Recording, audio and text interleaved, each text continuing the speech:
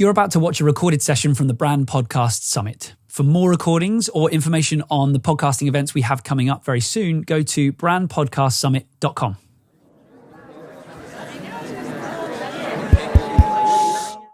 The Brand Podcast Summit. I'm here to introduce our next two speakers.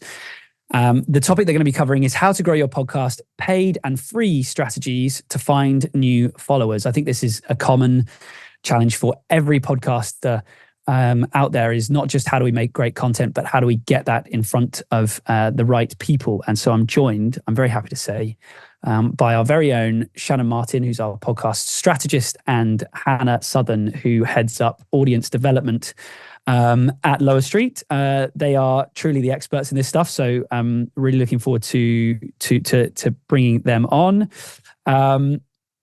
Hannah has over 7 years of experience connecting brands with niche audiences as a seasoned marketer and communications expert. And Shannon is a podcast strategist with an extensive background in marketing and communications. Before joining us, she came from Podbean, which is a podcasting platform. So they both have a ton of experience with all of this stuff. And I know that they have a lot to share. So how am I doing for time? I'm only a little bit over time. We're doing well. Wonderful. Over to you two, and thank you so much. Thank you, Harry. We are really looking forward to this session. This is something I get asked about every single day. So I know there's a lot of eager audience members out here wanting to know how to grow their podcast. So we're going to start off with a little poll, just because we'd like to get to know kind of who's here today.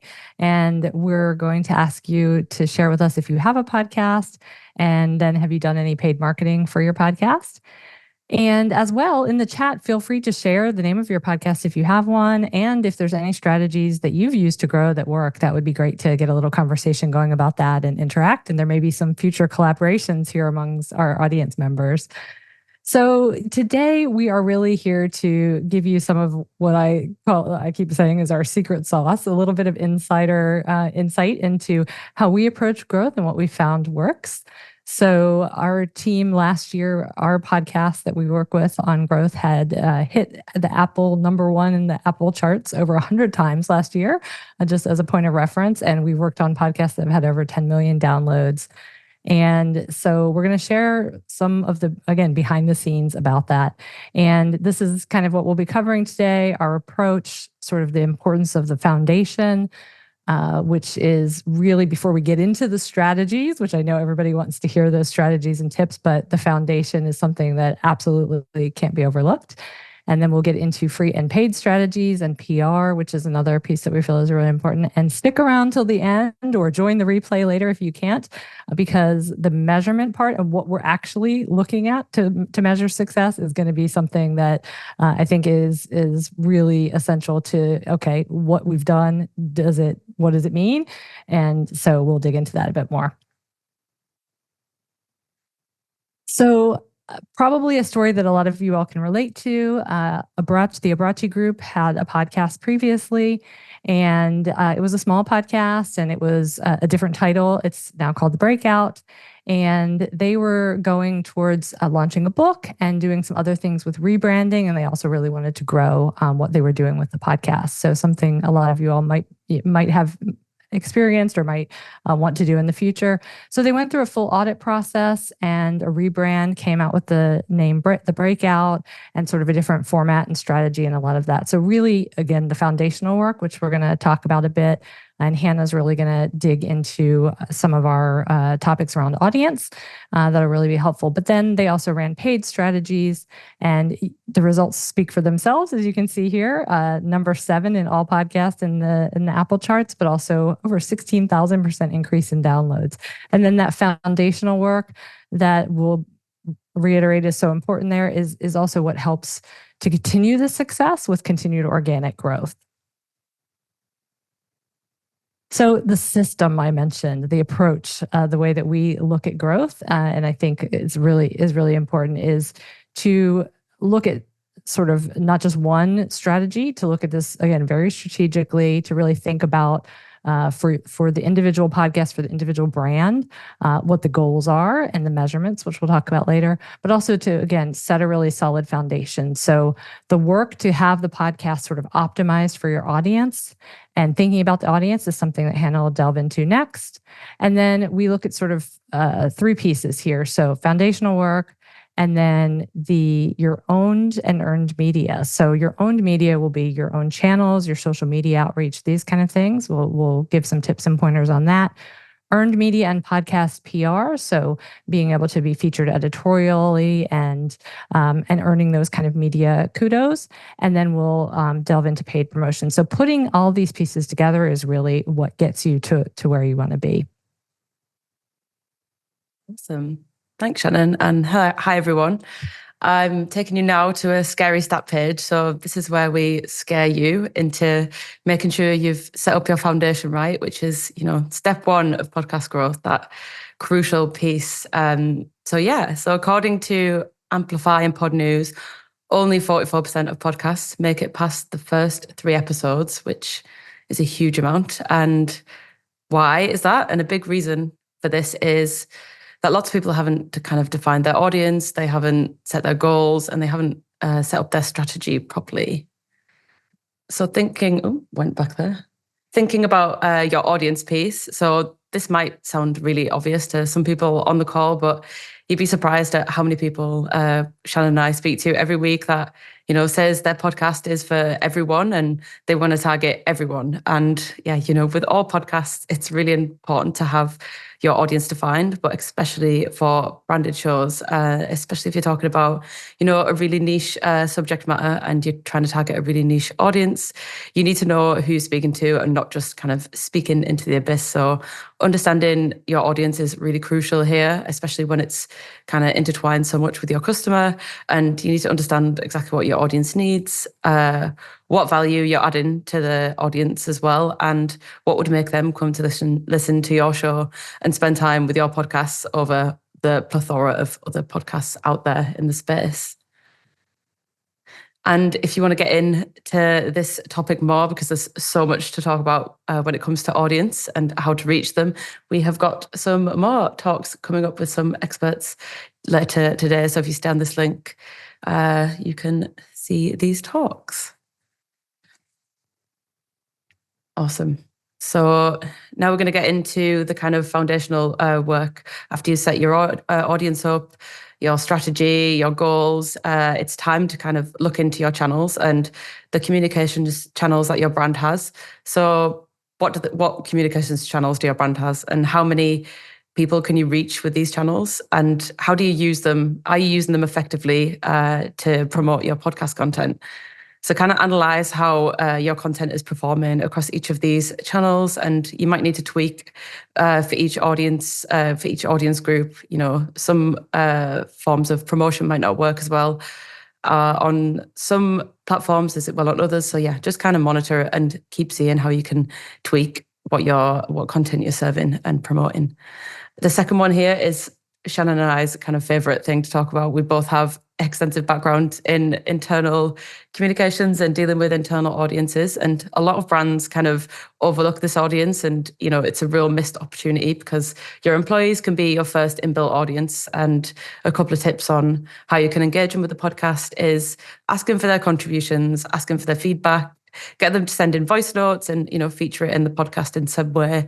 And you can also build the podcast into their learning and development as well. Make it a module, give them kind of discussion questions to go through with their manager about it. And I think another good thing is, your employees are busy and it's not going to always be ideal for them to listen to it during the work and when they're working. So, give them that time to kind of do the washing when they're at home or go for a walk. So they can listen to it, how podcasts are meant to be consumed too, which leads us nicely on to the next point, Shannon. What are the other ways that people can make, the podcast really useful to the rest of the business? Yeah, and this third point is really both a growth tip and because it's another way to really engage those internal champions, but it's also a results tip, I would say. And when we get to measurement, we'll talk about those kind of results. So making your podcast useful to your business, really thinking about why you're doing a podcast and what you want to get out of it. And one of the great examples I'll share here is sort of sales teams and relationship managers within the business, because most likely your podcast for your brand is meant to target your target customers, your current customers and your leads, and the type of people you want to be speaking to. And oftentimes you need to kind of make it easy for your sales and relationship management teams to use the podcast, as a tool in their conversations. Salespeople are always looking for a reason to reach out other than just bugging people. And so if the podcast can be a great tool to start conversations, to talk about key topics that are coming up. And so one of the businesses that I've seen do this really well, they make a little sort of cheat sheet for their relationship managers that they send out with every episode so that they don't necessarily have to listen to the full thing, come up with sort of what are they going to say about it and topics. They have something easy and quick that they can email and send, have a quick conversation, something they can send out to clients. So those kind of little things can make such a huge difference in how the podcast is, growing and being listened to, but also how you're using it to get results. Definitely. Great. So kind of the next strategy is, will help you increase your podcast discoverability. So this is SEO. We've split it into two here because, it is a two-parter. So podcast SEO. Think about how you find a podcast on a topic that you like. For me, I go straight to the podcast app and search for keywords, search for phrases, search for a name of someone, who might have heard on another podcast, and I definitely know I want to hear more from them. So you need to ensure you're kind of showing up on that list, showing up in those top search results on podcast apps like Apple and Spotify. You need to ensure you have a strong SEO strategy within the podcast app. So all of these things on screen, are key things that you can rank for. And just when you think about if your brand is talking about a really niche subject matter, you need to make sure that your episodes are kind of show descriptions and titles are kind of describing this. Sometimes it's really tempting to kind of have really, really clever episode titles with kind of puns in there. But if they don't kind of match exactly what people are searching for, it might not help you get discovered. That's not to say keyword stuff, don't make it unnatural, because that might make you tank further down that algorithm. But so that's podcast SEO or PAS. We don't really have an acronym for that yet, but how about web SEO, Shannon? Passo or something. Passo. Yes. The other piece is web SEO, your normal SEO that many of you and your teams are very familiar with, because people do go to Google to search for just the topics. Maybe they aren't even looking specifically for a podcast, but could come across yours, or they're looking for a podcast on a certain topic. I know I do this regularly when it's something that I've had trouble finding in my app. So I guess the things that I want to mention here, number one is have a web presence. And that might seem simple, and hopefully most of you do, but it doesn't always happen. See this being overlooked sometimes. Make sure you have a podcast landing page. Typically for a brand, this would be within your website. And then you have it set up for the podcast and can look at all the important elements, make sure it's easy for people to listen and find the podcast there. And you talk about the topics and maybe give some information on the host. So set that up. It could be a standalone website in certain cases, and then do the SEO optimization as you would for any site. And then the other thing is the gold standard for what you want to do per episode is to have a blog post that's, again, SEO optimized. Keep saying that, that you, as you would do for anything, that really is kind of the ultimate sort of thing for Google. Transcripts are good. Transcripts are really important for accessibility. They're actually not the gold standard for SEO on a web page, just because of the way Google works, at least as of today. But they're important to include. But I would say if you have the option to do the blog post, that's going to be your best bet for optimizing the pages with the individual episodes and really being able to share what the episode is about in a text format, which is still Google's kind of preferred method. And I think with transcripts, Hannah and I also wanted to mention, Hannah, you can mention about the podcast apps maybe. Yeah, so for most, if not all, hosting platforms, you have the option to upload your transcript, which I think some people kind of assume even that it helps with SEO, but it actually doesn't yet. But that's not to say that in the future, things might change. There's kind of rumors going around about that. So maybe get ahead of the game and do your best for accessibility, and it might just pay off in the future. So really important one there.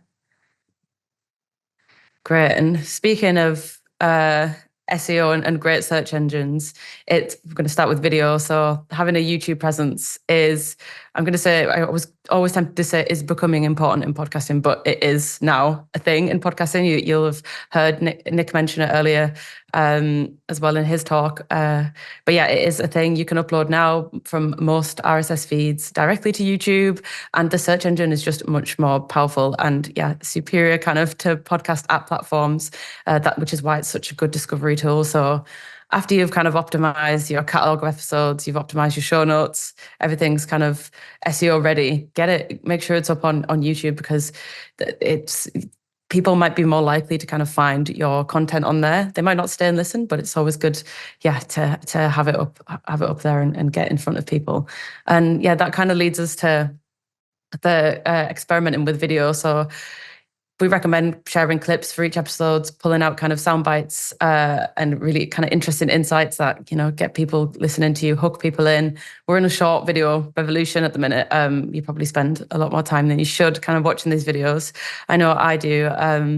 And TikTok, I know it can seem a scary app, and people think, it's just for young people, it's just for Gen Z. It's really not. If you spend longer than 10 minutes on there, you kind of touch all corners of the world, all different kinds of people on there too. So I know there's a really good stat that says 55% of TikTok users use the app to discover new things. So let them discover your podcast on there. I'd be really interested if anyone uses it for podcast promotion as well. If you want to let us know in the chat.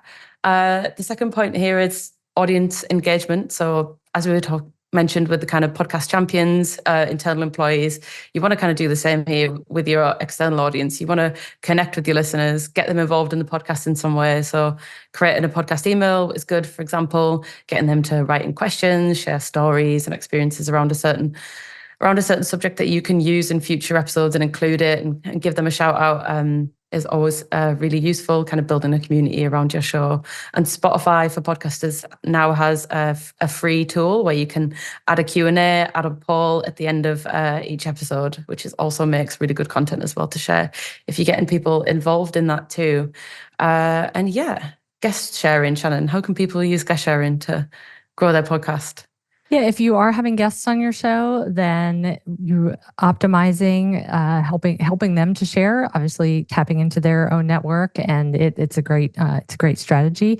So I've been on lots of podcasts, and I've seen the whole range of literally not knowing when my episode came out, not being informed at all, which is what you don't want to do, to getting very good communication. So have a plan with this.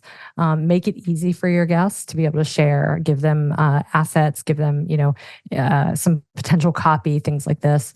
To really optimize this. I'll give one caveat here, which is I don't think it's a great idea. I sometimes hear podcasts kind of built all around the idea of just getting big name guests and then hoping to tap solely into their networks. And just a caveat, it's not that it's a bad strategy to get big name guests by any means. And obviously you want to get people well known in your niche and your industry just for the lift it gives to the brand and the conversation. But sometimes the bigger the name, the harder it is to get their time to share in that. And so, just don't count on that 100%. But what you can do is, number one, find out kind of what's going to be easiest for them. Is there someone that they work with that kind of handles their social media and all of that? That's probably who you need to be talking to rather than the guests themselves on the stuff you're going to send afterwards. And then also you can really do some promotion to really, make the most of that guest name and maybe time some of the paid promotions and things we're going to be talking about around that, as well as PR. Yeah, definitely. And if you get a feature in some A-list media about the episode, make sure you share it back with the guest so they can also share it. It's another thing that might encourage them to share at a later date. Awesome. So getting on to creating a buzz and building engagement. So the first thing here we're going to talk about is shouting about your wins. So if you get really nice feedback through 5-star reviews over an Apple or people contacting you through your podcast email address or answering the Spotify poll, for example, share it across your social media channels. It's really good for kind of social proof that, it's going down well with your audience. One show that we launched early last week, We the Children, it's a climate show for children, but it is also it has like a double audience. So it's for children, but also for teachers and educators who can use it within their classrooms as part of their climate curriculum. And they have so many reviews from teachers talking about how useful it is. And it's just a really good asset for them to kind of share with their audience. Kind of teachers will be following them already who haven't kind of tried out listening to their podcast yet. So it's just another bit of encouragement there to get people to listen. Cool. And the second point here is starting a podcast newsletter. With a podcast, you kind of don't own your audience directly. And with a newsletter, you kind of can speak to them in a more direct way. You've got their buy-in there. So you can update them on that audience on new episodes, behind the scenes information. If you run an event, let them know first. And even if you have some kind of news from your business you'd like to share, you can in a way there, because you've got their kind of, you've got the signal from them that they definitely want to hear more from you. And leads us to the final point, which is running a competition. So if you're looking at these other two and thinking, well, I don't actually have any reviews yet, and I want to start a newsletter, but I've got 0 subscribers, it's when a kind of competition can really help you out. So we have our own kind of process here at Low Street, and we always say a good prize to kind of give away, an inexpensive prize for kind of a brand is headphones, especially for podcast enthusiasts. So I kind of encourage people to subscribe, leave reviews, engage with the podcast. And yeah, you've always got headphones to kind of give away too. And just a tip on this, I would always say run a competition like this with your internal audience and your internal employees first, and then also with external audience too, just because it's another great way of kind of encouraging engagement with those two audiences. I'm sorry to interrupt, but I really want to let you know that if you're enjoying this content, you're going to love what we have coming up very soon. Another brand podcasting event that goes even deeper into what we're discussing in this session. So for more information on that, please go to brandpodcastsummit.com. And if you're watching this session and you're finding yourself thinking, this is all great, but like, how am I going to get this started this week? I need some help with my brand's podcast. We'd love to have a chat about what you're working on. You can find all the information on how to contact us at lowerstreet.co. We also have a bunch of case studies and some examples of the things that we've been working on to give you a sense of what that looks like. So yeah, if you want help with your brand podcast, go to lowerstreet.co. And now back to what you're watching. Thanks. Great. So now on to when you're ready to spend some money. So these are just some of the strategy, some of the types of sort of campaigns that we run. And I guess the underlying message that I want to share here is right now there's just a lot, because podcasting has grown so much over the years. There's just a lot of different things that you'll hear about, and a lot of things that just don't work really well. So we're always iterating this, continuing to evolve, look at new things and test things out. But generally, what works very well for a more direct kind of growth of followers and listeners is to look where people are in podcast mode, to look where those other potential listeners are. So we don't tend to look first to paid social media. We feel like social media is really important for all the reasons that Hannah has talked about so far, in building community. But for spending money, these are the kind of places we go. We look at podcast apps, where people are in the app searching potentially for new content. Audio ads can be really great. And you'll note all of the things that you see here. Most likely what you've seen is big networks, big news agencies and stuff doing these things. And that's just a real indication that these are what they found to work too. So you'll often hear host-read ads. Oftentimes big networks are swapping, within their podcast network to have one of the hosts announce a new launch. Running, audio ads there. And then the other aspect that we use a lot is programmatic ads. So finding people when they're looking at sort of long form content and getting them engaged with listening and discovering the podcast. So these are some of the ways that you can look at spending. And I guess just again, my message there would be just to really think carefully about what's going to work and test things out with paid promotion. And then just a really, really cool thing that I think can take a lot of effort, but I think is really important is to earn media, to get those things that honestly can be such a huge win for your brand, let alone leading to growth. But a lot of us, podcast fans, we look at lists on Apple and Spotify. We follow podcast newsletters that talk about podcasting, or newsletters in our industry. So first of all, start with creating a podcast media list. This is really looking at sort of the community, the podcasts that are in a similar space that your audience engages with, and creating sort of an opportunity list from that. This is a great place to potentially reach out for cross promotions and different kinds of things like that. Also, those kind of newsletters that your audience is going to be tuning into. And then these are all places you can pitch. And then the podcast listening apps, of course, are a biggie. If you can get a big feature there, it's really exciting. Not everyone knows that you can pitch them. And Apple, for example, has a pretty solid list of kind of what is entailed, what do you need to have in place. So I kind of also will share, having a sort of a media kit, being prepared for these pitches is also really important. And then, of course, feed swaps, pitching your host as guest. That's where that podcast media list comes in. So yeah, this can be big wins for your brand. And now we talk about the all-important measurement. So now we've given all kinds of things that you can implement, but how are you going to know that it's been a success? And probably what everyone already knows and is thinking is things like downloads, listener numbers, and follower numbers, subscriber used to be called. So those are kind of the basics in podcast measurement. I could talk all day about downloads and the IAB standards and all of this. I've been through that for many years. So if anyone is totally wanting to nerd out about podcast measurement, we can always connect later. We don't have time to get into that today. But that is the basis that you look at sort of growth. And it came up in the panel I was leading earlier that someone asked about sort of the audience growth numbers, the overall sort of big numbers versus engaged audience. And so Hannah's going to dig into that engagement piece, which is so important in time listened and consumption rate. Because again, just imagine you have this time with the listener that you often don't have in other mediums. So you really can't, it's very apples to oranges to apples to oranges. If you look at, for example, my views on YouTube or my social media clicks, my newsletter read rate compared to a podcast, when we look at this time listened and consumption that Hannah will share more with us about. But then my favorite part to measure and to look at and keep track of is brand wins. So this is the stuff your company is going to be buzzing about, your leadership is going to be talking about. It's the stuff that often leads to business.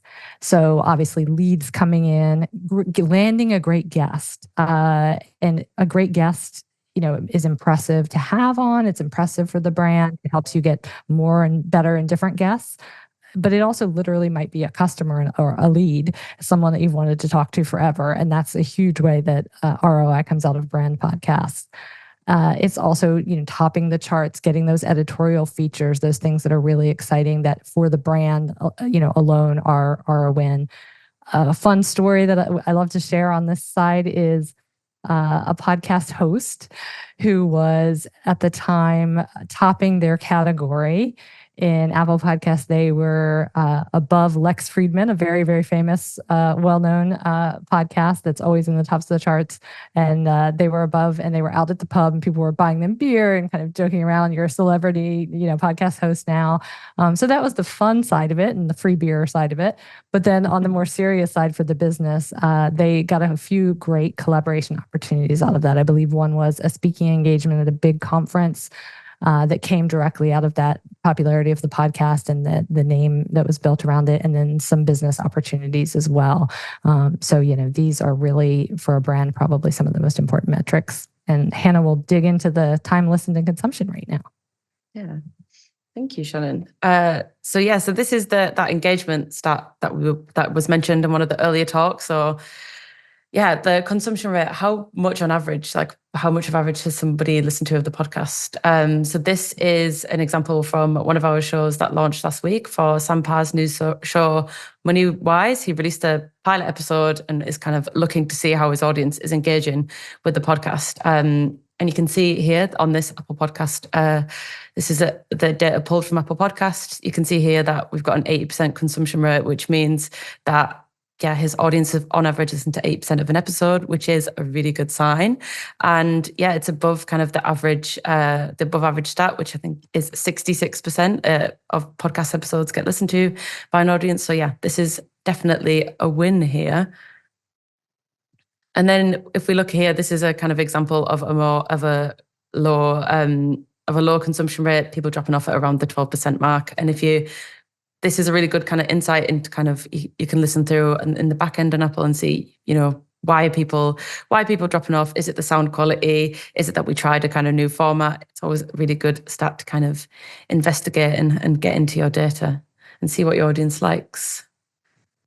And then the final one, we're going to end on time listened. This is actually my favorite podcast measurement stat, because it shows you, how much time have people spent listening to your podcast, but that is how much time have people actually spent listening to your brand. And when you think of kind of the other brand communications like newsletters or even kind of offline advertising, you kind of don't really get like as a unique offering as this, and which is what makes podcasting such a great asset for a business. So 31,872 hours spent with a brand since 2018, which is really cool. So I think it's time for questions. For Q&A. Yes, and I wanted to mention really quickly that we'll be sending out a follow-up. I think it's also on the talk page. We'll be sending out a follow-up document that kind of outlines a lot of this and maybe any of the things we had to kind of go quickly through.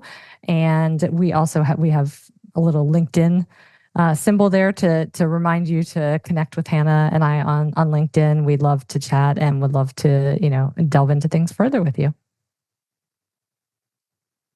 All right, then. Well, congratulations. That was a very informative session. And once again, a lot of love in the chat section. A lot of very thankful people for sharing all those great marketing tips with us. So just at the starter, maybe, worth mentioning today, we've got a lot of people who already started their podcasting journey. Almost 70% of you already have worked on a podcast. So quite impressive numbers.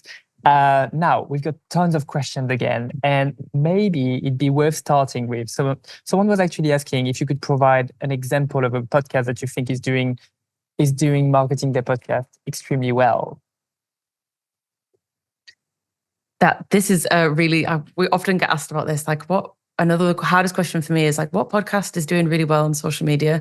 But I think, because I can't think of one out of the top of my head, I think if you are kind of following that, if you've got your foundation set up, and if you're, managing all of your brand's communications channels, and then also kind of doing all the other kind of steps of the process well, so you're covering kind of your paid strategy as well as kind of, being a big part of the community within your podcasting niche. So kind of, doing lots of cross promotion with everybody in your space. I think that would, for me, be seen as a success. Yeah, I think you can look at also who is often sort of topping the charts and getting recognized on lists and different things like that. There's lots that are doing great work. I can't think of somebody to single out at the moment, but that's something we can also chat about in future conversations. Come up with some examples for you. We could actually Abrachi, the case study at the beginning of this podcast. Definitely. Diary of a CEO. Someone mentioned. Yeah, great social. Yeah, definitely. Thank you. Now we've got a lot of questions on YouTube and YouTube related questions. So I'm just going to try and be selective here. But right, so someone was asking, on YouTube you can do audio sharing only, or share a video. What's your recommendation? What do you think is best? Is there something that's an option that is better than the other?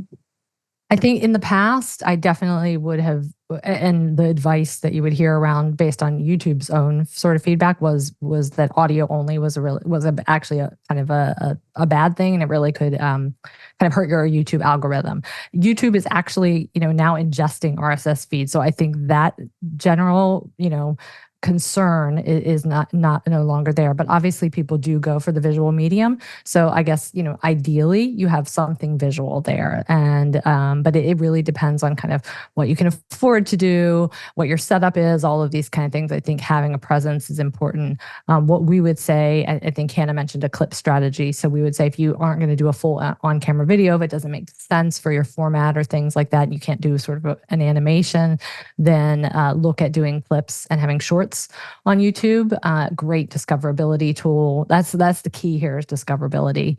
And then depending on the podcast, if you can at some point upgrade to having full video on camera, that's going to be great as well. Yeah, and just to kind of go off what was mentioned again in a previous chat is not every podcast is kind of meant to have a video as well, because if you kind of have a narrative stitched kind of interview series or a narrative show, then it becomes a documentary and it's not a podcast anymore. So you kind of need to think about, when is video suitable and when is it not. It's not kind of, for me anyway, doesn't have to be across every podcast format. When a podcast is no longer a podcast? Very good question for 2024. Right. So speaking of discoverability, and I think someone has actually mentioned something about this in an earlier session, but an anonymous attendee is asking, when it comes to discoverability, how important is consistent release cadence? I think consistent release cadence is less related to discoverability, probably. It's more related to kind of falling off the radar of your listeners.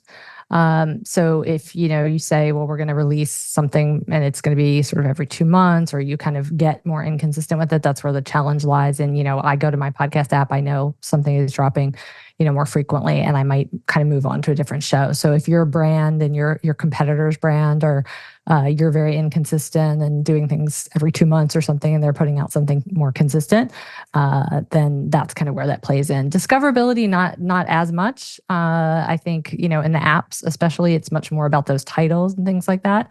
And sort of popularity of shows tends to have an effect on what shows up.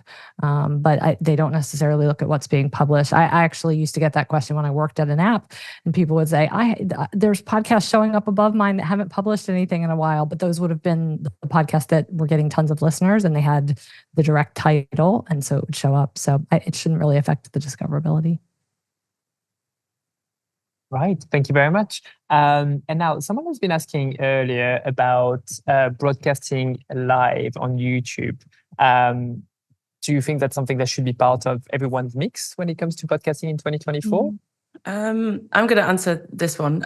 No, from me, just because podcast listeners, they get used to the format. They keep going back to your podcast because they like the format. And I'm a kind of big believer in sometimes when some of my favorite shows kind of, break format and maybe publish a live episode or publish something, I don't know, kind of something that doesn't have the best audio quality. I don't know, it doesn't always work. So maybe kind of like a bit of audience engagement, I think, yes, it would be good. But I don't necessarily know if I would say always publish that in your podcast feed. I don't know if you have a different thought. Yeah, I think the question was sort of, is it a must or something like that? I don't know. Definitely not. I don't think you ever have to do anything live. If it is good, it could be nice for audience engagement is where it would come in. But most people are like, if you think of your podcast listening habits, it's very much an on-demand medium is how people consider it. They think of live as kind of a separate thing. So I think of it more as an add-on, but definitely not a must. And also think about how, especially since we're talking brands here, how you're going to do that, well, how it fits with, again, the format and all of that. Yeah. For sure. Definitely agreed.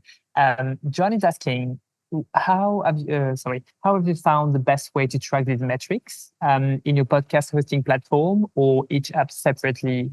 The podcast hosting platform is where you're going to get the aggregate data. As I said, I'm a podcast data nerd. So that's where you're going to get the download numbers, listener numbers, those other things where they pull it all in from the apps. So that's going to be aggregate data, but the consumption data and the time listened that Hannah shared, that was directly from Apple. So it's kind of complicated as to what podcast hosting can get and can't get due to the fact that we all listen on different platforms and you're sort of not owned by the hosting company. So you'll also want to make sure you have your Apple and Spotify podcast accounts set up so that you can pull that kind of, on-platform data, since those are the two biggies. The other thing is if you are doing stuff on YouTube, that's not going to pull to your host. Some hosts are creating a separate sort of section for that, but they measure things totally different. So it wouldn't even if they pull in a different section, the hosts are never going to integrate it. Well, I shouldn't say never, maybe things will change, but I don't see that happening. And Pod News, I think, had a great article on this recently, that they're not going to pull in because IAB standards are very different than the way YouTube measures. So YouTube measures a view as 30 seconds, and a podcast download has sort of a higher threshold. So you might also need to go into YouTube. So there's kind of 4 places you'll probably need to check. Mm-hmm. Yeah, you've kind of got to go across lots of different apps to kind of get the best data, which I know is not always helpful. Yeah. But at least you don't have to go to every single podcast player out there. The Yes. hosting does that, so that makes it a little better than it could be. Yeah. That's for sure. Right perspective, you're right. It could be way worse. So now there are tons of questions on newsletters as well. So maybe 2 questions on it, which are interesting. So how do you start your mailing database? How do you start building it when you start your podcast? And you've already talked about it to an extent, but what do you think the role is of the newsletter in promoting your podcast and getting people to come back? Do you want to start that one, Hannah? Yeah, so setting up your newsletter, is that the first one? How would you set it up? I guess you'd first choose a newsletter platform that you wanted to create, and then you would, link to it as much as you can. Again, run a competition around it, kind of gain subscribers in that way. If you can, kind of get paid promotion around it. I know budgets might not always be realistic, but encourage people to sign up through there. And try do some promotion, kind of, promote it. It comes hand in hand with promoting the podcast, to be honest. It's a big one. I'd say run a competition, get people signed up if you've already got that engaged audience built in. And then sorry, you go, Shannon. I was just going to say the newsletter platforms will all have like a simple embed code. So then on your podcast website and other places you can share the link, but on your podcast website, you can have a place where people just give their email and you can drop that in there as far as starting to collect, people in it. Sorry, second part, over to you, Hannah. The second part, remind me, Stephen, was how you should promote your podcast with it. So what's the role of the newsletter in terms of like getting people back onto listening to your podcast every week or every other week when you publish it? It's just another way to remind people. I know if I listen to so many podcasts every week, and there's a lot of kind of, when I'm on my podcast platform, there's a lot of podcasts competing with each other to kind of get me to listen to it. So if it's coming from a separate place, and people might be like, oh yeah, I'm actually going to listen to that one. So it's just another form of reminding people and kind of pulling out their summary. One of our clients, the Reading Culture, does an amazing newsletter where they kind of pull out the best bits, kind of let their audience know what's coming up as well next week. And it's just kind of like, a newsletter. It's the podcast news about what's coming up on your podcast, hinting at the kind of exclusive information, behind the scenes info, making it useful as possible for them as kind of like an asset. And if you can, and especially if you're a brand and hopefully have a decent marketing team around this and people to support you, if you can expand what you do with the newsletter, the Reading Culture is a great example. There's a podcast I love called The Strong Sense of Place. They do a great job. I'm sure they probably have some people that listen and read the newsletter and some people that more focus on the newsletter because they expand out on all the topics and they have special, extra content and things like that. So, your audience might develop in one place or the other, but it's still going to be beneficial to your brand. Mm-hmm. Definitely. And now a trend question. So someone, Marcus, was mentioning that Mr. Beast recently uploaded a whole YouTube video on X Twitter. It is something that you foresee can be a trend for podcasters to use in 2024? Yeah, I've seen people kind of questioning huge names in the podcast industry, kind of, are they going to start using Twitter? I don't know if I can see that. I don't know if I can, if I see that, but you never know with these platforms. And I think it also, these kind of questions vary a lot between sort of like an influencer, like that's an example, versus brands. Might be fairly different in terms of where the audiences are. And that's why you go back to the stuff Hannah talked about at the beginning in terms of knowing your audience and where the best place is. Mm-hmm. All right. And with that, I'm sorry, we're running out of time. And I'm sorry, we won't be able to answer all of the questions that came through. But with that, I leave it to Harry. Thank you, Stephen. And thank you, Hannah and Shannon. Yeah, there are lots of questions coming through. this is, as predicted, a super popular topic. So if you've still got questions, we will do our best to answer those offline. Feel free to connect with Shannon and Hannah wherever you hang out. Send us an email, get in touch. If you are looking for help growing your brand's podcast, we would love to chat. Shannon would be glad to start that conversation. You can just head to our website, lowerstreet.co, and get in touch, or you can email Shannon directly, shannon@lowerstreet.co. So if that's something you're specifically looking for help with, then we'd gladly have that conversation. But thank you both. That was wonderful.